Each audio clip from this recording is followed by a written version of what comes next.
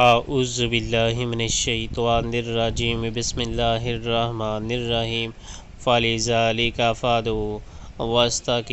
واستقم کما امرت ولا تتبع اہواءہم وقل آمنت بما انزل اللہ من کتاب وامرت لأعدل بینکم اللہ ربنا وربکم لنا اعمالنا ولکم اعمالکم لا حجۃ بیننا وبینکم اللہ یجمع بیننا والیہ المصیر۔ چونکہ یہ حالت پیدا ہو چکی ہے، اس لیے محمد صلی اللہ علیہ وآلہ وسلم اب تم اسی دین کی طرح دعوت دو اور جس طرح تمہیں حکم دیا گیا ہے اس پر مضبوطی کے ساتھ قائم ہو جاؤ، اور ان لوگوں کی خواہشات کا اتباع نہ کرو۔ ان سے کہہ دو کہ اللہ نے جو کتاب بھی نازل کی ہے میں اس پر ایمان لایا، مجھے حکم دیا گیا ہے کہ میں تمہارے درمیان انصاف کروں۔